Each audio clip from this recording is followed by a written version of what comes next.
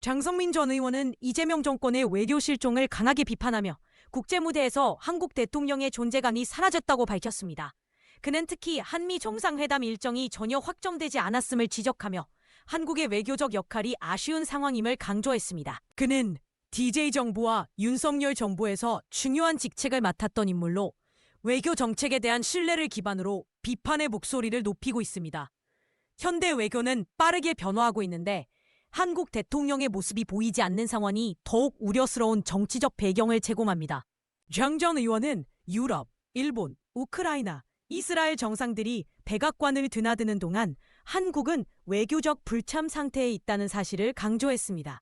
특히 최근 서아프리카 5개국 정상들이 백악관에서 열린 회담도 주목받고 있는 가운데 한국의 외교력이 뒷전으로 밀려나고 있음을 지적했습니다. 그의 발언은 한국 외교의 위기를 더욱 부각시키며 이러한 상황은 국제사회에서 대한민국의 위상이 저하되고 있음을 암시합니다.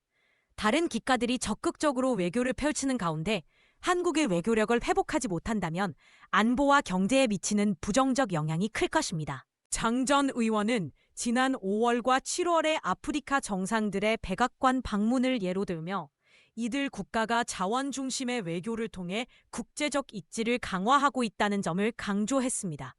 이러한 사례는 아프리카 국가들이 전략적 협력을 통해 역동성을 얻고 있다는 중요한 시사점을 제공합니다. 우리에게 주는 메시지는 명확합니다. 한국의 외교적 존재감을 되찾기 위해서는 적극적인 외교정책 추진이 필요하다는 것입니다. 이재명 정권 아래에서 한국이 국제사회에서 어떤 역할을 할 것인지에 대한 고민이 더욱 시급해졌습니다. 결국 장 전 의원의 발언은 한국의 외교정책에 대한 비판적 성찰을 요구하며 현재의 외교 실종 상태를 극복하기 위한 전략적 접근이 절실하다는 점을 요약합니다.